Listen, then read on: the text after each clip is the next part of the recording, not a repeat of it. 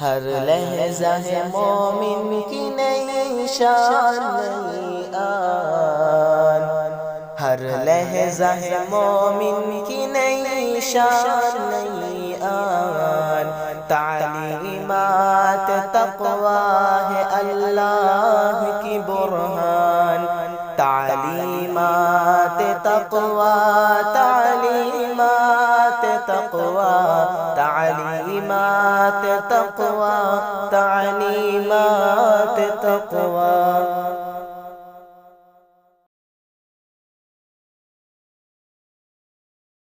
اعوذ باللہ من الشیطان الرجیم، بسم اللہ الرحمن الرحیم۔ ان الحمد للہ نحمده ونستعینه ونستغفره ونعوذ باللہ من شرور انفسنا ومن سیئات اعمالنا، من يهده الله فلا مضل له ومن يضلل فلا هادي له، واشهد ان لا اله الا الله وأشهد أن محمدًا عبده ورسوله، أما بعد فإن خير الحديث كتاب الله وخير الهدي هدي محمد صلى الله عليه وسلم، وشر الأمور محدثاتها وكل محدثة بدعة وكل بدعة ضلالة وكل ضلالة في النار۔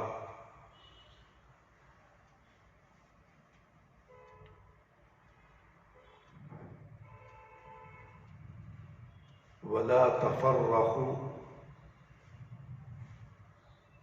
فرقوں میں مت بٹو۔ یا ایھا الذین آمنوا،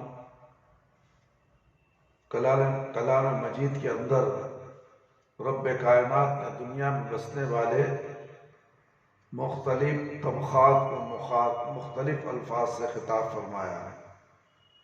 کہیں خطاب کائنات میں بسنے والے تمام انسانوں سے ہے۔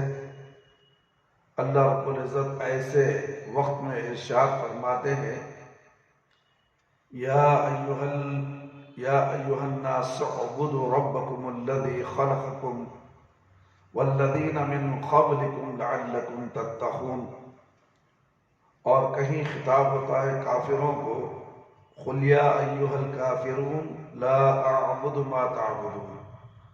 اور کہیں کافروں کے مخصوص طبقے اہل کتاب یہودیوں اور عیسائیوں کو، قل یا اہل الکتاب تعالوا الی کلمۃ سواء بیننا وبینکم۔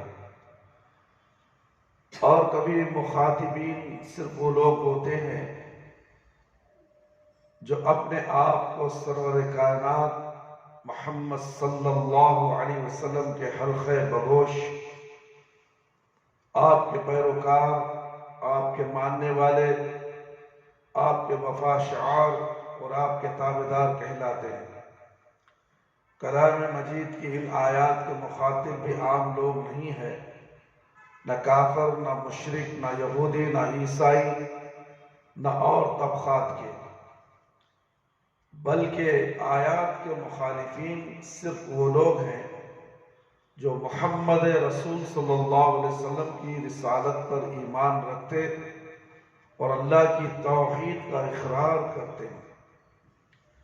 اللہ رب العزت نے انہیں مخاطب ہوتے ہوئے کہا کہ اے مومنو، اللہ سے ڈرو، تمہیں موت نہ آئے مگر اسلام کی حالت میں۔ اس کے بعد ان مومنوں کو ایک انتہائی اہم حکم دیا، اور وہ حکم کیا تھا؟ وَاعْتَصِمُوا بِحَبْلِ اللَّهِ جَمِيعًا، سب مل کر اللہ کی رسی کو مضبوطی سے تھام لو۔ وَلَا تَفَرَّقُوا، فرقوں میں مت بٹو۔ وَاذْكُرُوا نِعْمَةَ اللَّهِ عَلَيْكُمْ إِذْ كُنْتُمْ أَعْدَاءً، تم اللہ کے انعام کو یاد کرو کہ تم الگ الگ تھے۔ فَأَلَّفَ بَيْنَ قُلُوبِكُمْ فَأَصْبَحْتُمْ بِنِعْمَتِهِ إِخْوَانًا، اللہ نے اسلام کی برکت سے نبی کریم صلی اللہ علیہ وسلم کی بعثت سے تمہارے تمام اختلافات کو ختم کرا دیا، ختم کروا دیا، تمہیں ایک بنا دیا، تمہارے دلوں میں محبت پیدا کر دی۔ فَأَصْبَحْتُمْ بِنِعْمَتِهِ إِخْوَانًا، تم بھائی بھائی بن گئے۔ كُنْتُمْ عَلَى شَفَا حُفْرَةٍ مِّنَ النَّارِ، تم اختلاف کی وجہ سے آگ کے گڑھے کے کنارے پہ کھڑے تھے۔ کس کی وجہ سے؟ اختلاف کی وجہ سے آگ کے کنارے پہ کھڑے تھے۔ اللہ نے اتحاد اور اتفاق سے تمہیں آگ کے گڑھے سے بچا کے جنت الفردوس کا وارث بنا دیا۔ اللہ رب العالمین ارشاد فرماتے ہیں كَذَلِكَ يُبَيِّنُ اللَّهُ لَكُمْ آيَاتِهِ لَعَلَّكُمْ تَهْتَدُونَ۔ آج ہم اس آیت کریمہ کی روشنی کے اندر یہ دیکھنے کی زحمت گوارا کریں کہ کیا ہم اس آیت کے مخاطب ہیں کہ نہیں۔ اگر مومن اور مسلمان ہونے کے دعوے دار ہیں تو پھر یقیناً اس آیت کا سارا خطاب ہم سے ہے۔ اگر یہ خطاب ہم سے ہے تو ہم سوچیں کہ کیا ہم فرقہ بندیوں سے بالا تار ہو کر آپس میں ایک دوسرے سے محبت اور پیار کر کے اللہ کی رسی کو اکٹھے ہو کر تھامنے کے لیے آمدہ تیار ہیں کہ انہیں تیار ہیں کہ نہیں؟ یہ ہے کہ ہم تھامے ہوئے ہیں کہ نہیں، اس میں تو کوئی شک و شبہ نہیں کہ ہم سب مل کر اللہ کی رسی کو تھامے ہوئے ہیں۔ سب مل کر اللہ کی رسی کو تھامے ہوئے نہیں ہیں۔ کوئی اپنا رخ مشرق کی طرف کیے ہے، کوئی مغرب کی طرف کیے ہوئے، کوئی شمال کی طرف، کوئی جنوب کی طرف، اور آپس میں ایک دوسرے سے اتنی دوری ہے، اتنی اونچی دیواریں درمیان میں کھڑی کی گئی ہیں کہ دوسرے کا چہرہ بھی نظر نہ آ سکے، اور اس قدر بعد اور دوری پیدا کی گئی ہے کہ اکٹھے ہونا تو بڑی بات ہے میرے بھائی میرے دوست۔ مسئلہ یہ بتلایا جاتا ہے کہ دوسروں کی بات بھی نہ سنو، کیونکہ اگر بات سن لی تو ایک ہونے کا امکان پیدا ہو جائے گا۔ اس لیے ایک نہ ہونے کے لیے سب سے تیر بدہف نسخہ یہ ہے کہ تم بات ہی نہ سنو۔ اللہ اکبر۔ اللہ رب العالمین کہتے ہیں ایک ہو جاؤ۔ ہم جدائی کے لیے دیوار کھڑی کرتے ہیں کہ نہیں، ہم کو ایک نہیں ہونا۔ اب سمجھنے کی بات یہ ہے کہ کیا یہ آیت کریمہ ہمارے لیے نازل ہوئی ہے کہ نہیں نازل ہوئی؟ کیا ہم مومن ہیں کہ نہیں؟ اللہ اکبر۔ اگر ہم مومن ہیں، مسلمان ہیں، نبی کے ماننے والے ہیں صلی اللہ علیہ وسلم، حلقہ بگوشان محمد صلی اللہ علیہ وسلم ہے، دامن رسول صلی اللہ علیہ وسلم سے وابستہ ہیں، سرور کائنات صلی اللہ علیہ وسلم کی امت ہے، اللہ کے حضور حاضری اور اس کی بارگاہ میں تقرب کے خواہش مند ہے، تو پھر یہ ہمیں ماننا پڑے گا کہ ہمیں اکٹھا ہونا چاہیے، فرقہ بندیاں مٹانا چاہیے، اختلاف ختم کرنے چاہیے، تنازعات سلجھانے چاہیے، دل کی کدورتیں مٹانا چاہیے، ایک دوسرے کی بات سمجھنا چاہیے، حق کو ماننا چاہیے، اور یہ تبھی ممکن ہے جب ہم ایک دوسرے کے قریب ہوں، ایک دوسرے کی بات سنیں، بات سننے کے بعد اس بات کا فیصلہ کریں کہ کس کی بات اچھی، کس کی بات غیر درست، جس کی اچھی ہو ان کو مان لیں، جس کی غلط ہو اس کو چھوڑ دیں۔ تو سوال پیدا ہوتا ہے کہ کوئی پوچھ سکتا ہے یہ فیصلہ کون کرے، کس کی بات درست، کس کی نادرست، کس کی غلط، کس کی صحیح، کس کی اچھی، کس کی بری؟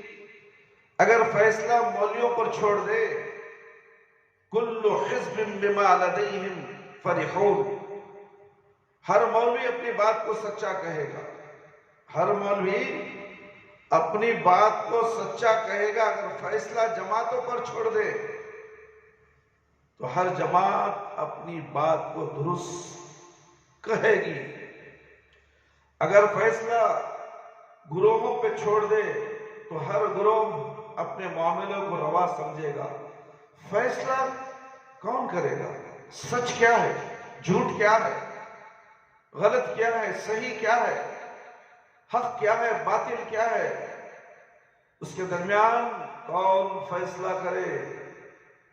اللہ رب العزت ہم تجھ سے سوال کرتے ہیں، تو نے قرآن کو کائنات کے لیے ہدایت کا سرچشمہ بنا کر نازل کیا اور قیامت تک آنے والے مسائل کا حل اس میں بیان کیا. تو ہی ہم کو بتلا کہ ہم دین کے معاملے میں کس سے فیصلہ لیں کہ سچ کون ہے، جھوٹا کون ہے، سچ کون ہے اور جھوٹ پہ کون ہے. قرآن پاک کے اندر رب ذوالجلال ارشاد فرماتے ہیں، آؤ میں تمہیں منصف کی خبر دیتا ہوں، میں تمہیں بتلاتا ہوں کہ سچ اور جھوٹ کا امتیاز کیسے ہو سکتا ہے. میں تمہیں خبر بتا دیتا ہوں، میں خبر دیتا ہوں کہ تمہارے تنازعات کیسے سلجھ سکتے ہیں. اللہ تو ہمیں بتلایا، یا ایھا الذین آمنوا اطیعوا اللہ واطیعوا الرسول واولی الامر منکم وَإِن تَنَازَعْتُمْ فِي شَيْءٍ فَرُدُّوهُ إِلَى اللَّهِ وَالرَّسُولِ إِن كُنتُمْ تُؤْمِنُونَ بِاللَّهِ وَالْيَوْمِ الْآخِرِ ذَلِكَ خَيْرٌ وَأَحْسَنُ تَأْوِيلًا. یہاں علماء کرام بیٹھے ہیں، جاننے والے ہیں، بہت سے طالب علم ہیں اس دنیا کے اندر، بہت سے مفتیان کرام ہیں. قرآن پاک میں آیات کے آغاز کے اندر رب ذوالجلال نے آمنو کا لفظ استعمال کیا ہے. یا ایھا الذین آمنوا اطیعوا اللہ واطیعوا الرسول. اے مومنو، اور میرے نزدیک اس کا صحیح ترجمہ یہ نہیں ہے کہ اے مومنو، بلکہ اس کا صحیح ترجمہ یہ ہے کہ اے ایمان کے دعوے دار. اللہ اکبر. کیونکہ بعد میں کہا ان تنازعتم فی شیء فردوه الی اللہ والرسول ان کنتم تؤمنون باللہ والیوم الآخر. اگر ایمان کے دعوے میں سچے ہو تو پھر اپنی ہر بات کو میرے قرآن پر پیش کرو، محمد صلی اللہ علیہ وسلم کے قرآن پر پیش کرو. اگر اس کا معنی مومنوں ہو تو بعد میں ان کنتم لانے کی ضرورت نہ تھی. کہا اگر ایمان کے دعوے میں سچے ہو تو ثبوت فراہم کرو. اللہ کس طرح؟ میرے بھائی، میرے دوست، اپنے مسائل کو نپٹاؤ، اپنے تنازعات کو حل کرو، اپنے اختلاف چھوڑو، اپنی گروہ بندیاں توڑ دو، اپنے فرقوں سے بالا و بلند ہو جاؤ، اپنی جماعتوں کی دیواریں گرا دو، حق کا ساتھ دو، باطل کو ترک کرو، جھوٹ کو چھوڑو، سچائی کو اختیار کرو. اللہ پتہ کیسے چلے کہ سچ کیا ہے، جھوٹ کیا ہے. ردوہ الی اللہ والرسول، ردوہ الی اللہ والرسول. ہر بات اس کے اندر اختلاف ہو اور اسے رب کے قرآن پر پیش کرو. آپسی اختلافات دین کے اندر، دین کے معاملے میں ہے تو فردوہ الی اللہ، رب کے قرآن، رب کے قرآن پہ پیش کرو، نبی کے فرمان پر پیش کرو، جس کا ساتھ رب کا قرآن دے اس کی بات سچی، جس کا ساتھ نبی کا فرمان دے اس کی بات سچی، چاہے وہ سب سے چھوٹا ہی کیوں نہ ہو۔ بات بتانے کے لیے بڑے بڑے ڈگریاں رکھنے والے مولانا کی ضرورت نہیں ہے، چھوٹا ہی صحیح۔ مسئلہ اگر ہے تو قرآن سے پیش کرو یا تو نبی کے فرمان سے پیش کرو، مسئلہ حل ہو جائے گا۔ اختلاف کس بات کی؟ اور جس کا ساتھ رب کا قرآن دے نہ دے، محمد صلی اللہ علیہ وسلم کا فرمان نہ دے، اس کی بات غلط، چاہے وہ کتنا بڑا ہی کیوں نہ ہو۔ یہ معیار عرش والے نے مقرر کیا ہے، تو لوگوں سن لو سلام، اسلام کے اندر فرقہ بندی، اختلافات ان کا پیدا ہو جانا کوئی قباحت کی بات نہیں، لیکن ان کا باقی رکھنا اسلام کی نگاہ میں یہ درست بات نہیں ہے۔ اسی لیے اللہ رب العزت نے یہ کہا ان تنازعتم، کہ کسی نہ کسی مسئلے میں اختلاف ہو ہی جاتا ہے۔ اختلاف کا پیدا ہونا ناممکن العمل نہیں، ناممکن الوقوع نہیں، بلکہ اختلاف باقی نہ رکھو۔ جب بھی کوئی مسئلہ سمجھو کہ اس کے بارے میں لوگوں کے اندر دو رائے پیدا ہو گئی، رب کے قرآن کی طرف آؤ، محمد صلی اللہ علیہ وسلم کے فرمان کی طرف آؤ، پھر اختلاف باقی نہیں رہ سکتا۔ کیوں؟ اس لیے کہ اللہ تعالیٰ نے قرآن کی سچائی کو بیان کرتے ہوئے کہا لو كان من عند غير الله لوجدوا فيه اختلافا كثيرا۔ قرآن کے رب کا کلام ہونے کی سب سے بڑی دلیل یہ ہے کہ اس کے اندر کوئی اختلاف کی بات، متضاد بات نہیں ہے۔ اللہ کا کلام نہ ہوتا تو اس کے اندر تضاد ہونا چاہیے تھا۔ جہاں تک قرآن کا تعلق ہے، رب نے یہ کہا، اور جہاں تک نبی کا تعلق ہے، ما ينطق عن الهوى ان هو الا وحی یوحى، نبی صلی اللہ علیہ وسلم اپنی مرضی سے بات نہیں کرتے۔ وہ بولتا تب ہے جب عرش والا بولنے کا حکم دیتا ہے۔ نہ رب کے کلام میں اختلاف، نہ نبی کے فرمان میں اختلاف۔ اب اگر اسلام کا نام لے کر مسلمانوں کے اندر اختلاف ہے تو اس کا سبب یہ ہے کہ یہ اختلاف ان دونوں چیزوں سے دوری کی وجہ سے ہے پیدا ہوا ہے۔ اگر ان دونوں چیزوں پر عمل کرتے کبھی اختلاف نہیں ہو سکتا تھا۔ اور لوگوں، دنیا والوں نے لوگوں کی عقل پر پردہ ڈالنے کے لیے، انہیں بیوقوف بنانے کے لیے ایک اصول تراش کر دیا ہے۔ وہ یہ ہے کہ جناب یہ بھی صحیح ہے، وہ بھی صحیح ہے، اللہ اکبر، وہ بھی حق پر ہے، یہ بھی حق پر ہے۔ ہم پوچھتے ہیں، ایک آدمی کہتا ہے اس وقت رات ہے، ایک کہتا ہے نہیں دن ہے، صاحب آتے ہیں کہتے ہیں دونوں حق پر ہیں، اللہ اکبر، رات اور دن حق پر ہیں۔ ہم نے کہا ہم کو سمجھاؤ کہ دونوں حق پر کیسے ہو گئے، رات کہنے والا بھی سچا، دن کہنے والا بھی سچا۔ اگر دونوں سچے ہیں تو پھر ہماری عقل جو ہے اس کو فروخت کر دو، فروخت کرو اور سن لو۔ طالب علموں کے لیے یہ بات بہت بڑی اصول کی بات ہے، اصول کی بات ہے۔ تعداد و لوازم باطل سے ہے، حق کبھی تعداد کا حامل نہیں ہوتا۔ ان الحق لا يتعدد، یہ فضول بات ہے، کہتے ہیں جناب اس کی بات بھی سچی، اس کی بات بھی سچی، اور فرق کتنا؟ یہ کہتا ہے ایک چیز حرام ہے، دوسرا کہتا ہے حلال ہے۔ صاحب آتے ہیں کہتے ہیں دونوں ٹھیک ہیں، مذہب کیا ہوا، سبب کیا ہے؟ میں کسی کا دل دکانا نہیں چاہتا، اپنا مذہب دلوں کو توڑتا نہیں، دلوں کو جوڑتا ہے۔ اپنی عادت دل کھانا نہیں، دل دکھانا نہیں ہے، کسی کا دل دکھانا نہیں میرے بھائی، میرے دوست۔ دل بدست آور کہ حج اکبر است، دکھانے سے کیا فائدہ ہے؟ کسی کو برا نہیں کہتے، نہ کسی پہ چوٹ کرتے ہیں، نہ کسی کو طعن دیتے ہیں، اور نہ کسی کو الزام دیتے ہیں، لیکن بات سمجھانے کی کوشش کرتے ہیں۔ میرے دوستو، یہ اصول کیوں تراشا گیا کہ سب حق پر ہیں؟ یہی تو کہا جاتا ہے یہ بھی صحیح، وہ بھی صحیح، سب صحیح، سب کا رخ جنت کی طرف ہی جا رہا ہے، چاہے وہ کسی اور کے پیچھے چلے، کسی اور کے پیچھے چلے۔ مگر قرآن تو کہتا ہے کہ چلنا ہے تو نبی کریم صلی اللہ علیہ وسلم کے پیچھے چلے تم جنت کو جاؤ گے، اور یہ کہتے ہیں کہ فلانے کے پیچھے چلے، فلانے کے پیچھے چلے، فلانے کے پیچھے چلے، فرقوں میں تقسیم ہو گیا ہے دین، اور چلتے جا رہے ہیں اور کہتے ہیں کہ سب صحیح جا رہے ہیں، بلکہ جانے کا رخ الگ ہے، منزل کہیں اور ہے، یہ کہیں اور جا رہے ہیں، پھر کہتے ہیں کہ منزل پر ہی جا رہے ہیں۔ یہ سب سے بڑی بیوقوفی ہے میرے بھائی میرے دوست۔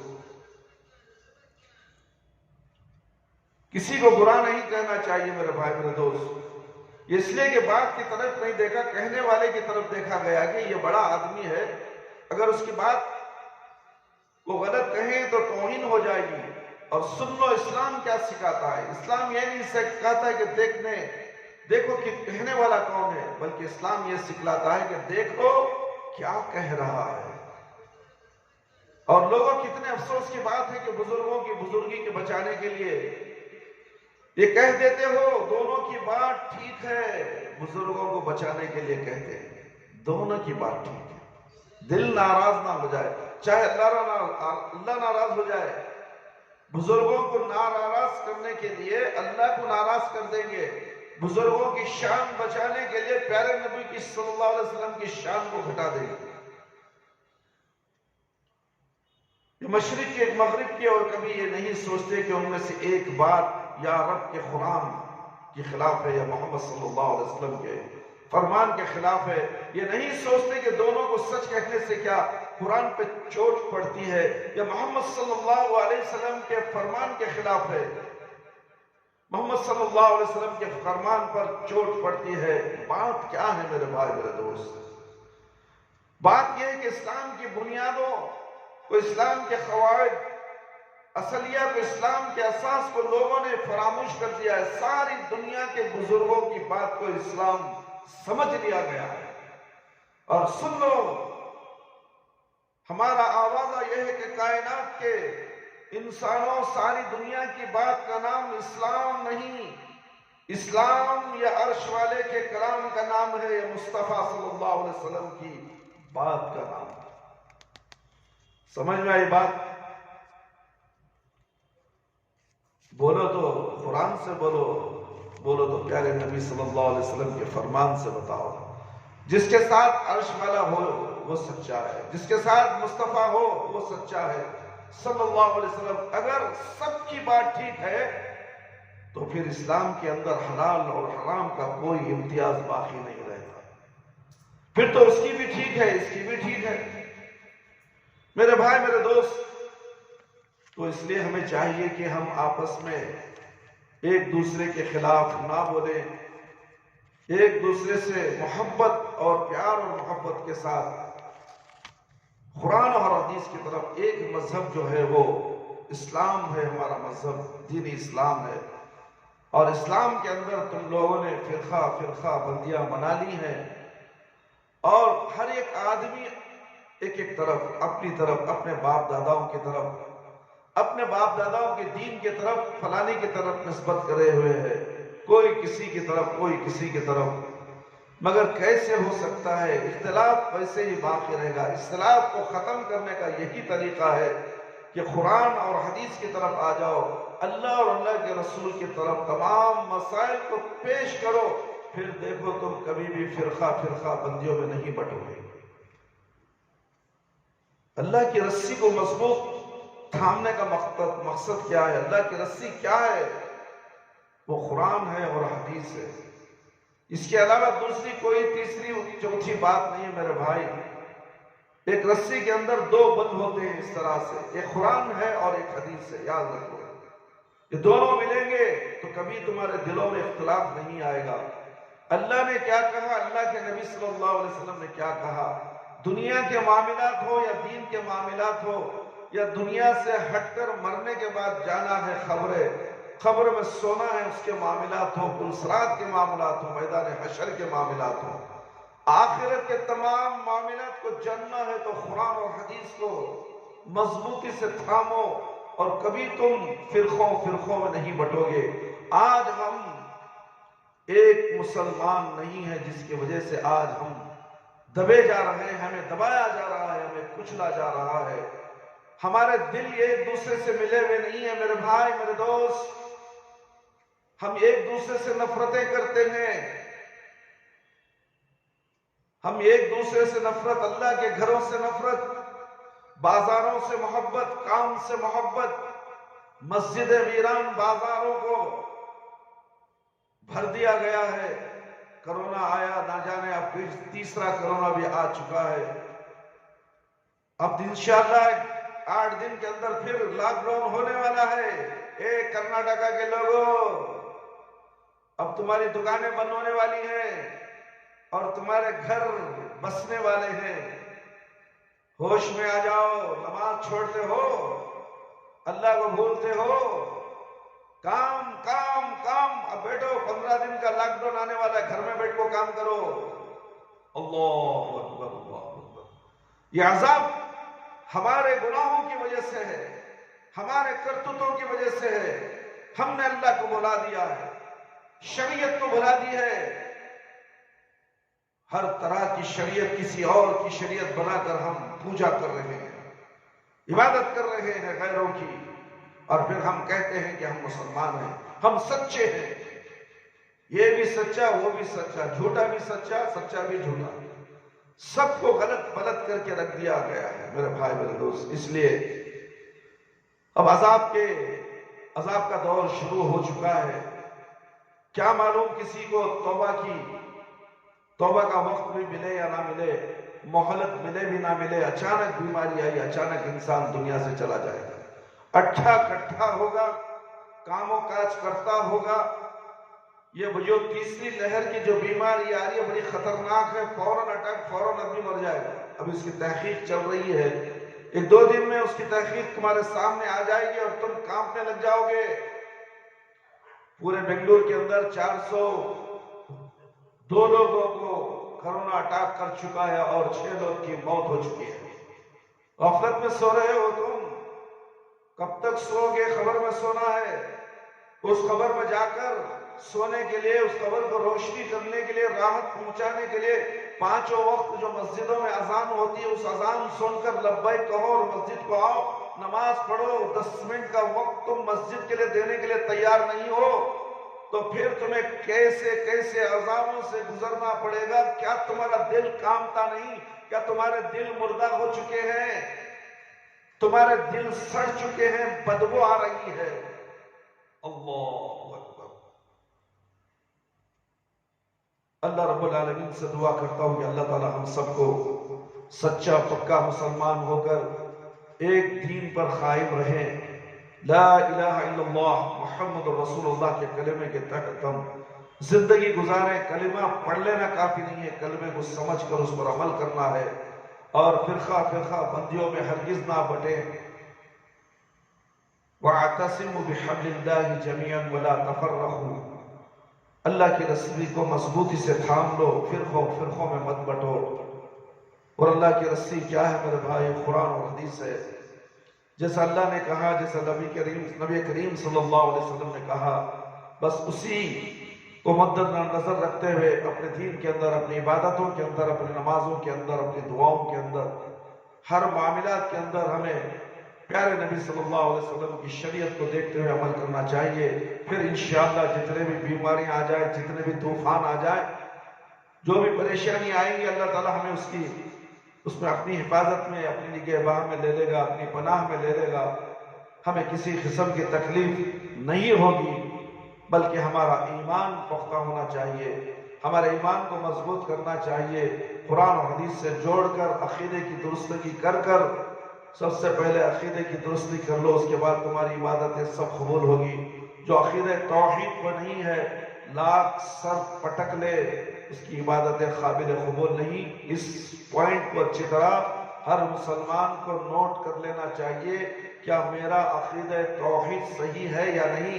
قرآن اور حدیث کے محمد صلی اللہ علیہ وسلم کی شریعت کے ترازو سے تول کر دیکھ لے، پھر آپ کو پتہ چل جائے گا کہ تم موحد ہو یا نہیں، توحید پرست ہو یا نہیں۔ پھر توحید پرست ہو تو اطمینان سے عبادتیں کیجئے تاکہ وہ تمہاری عبادتیں قابل قبول ہو۔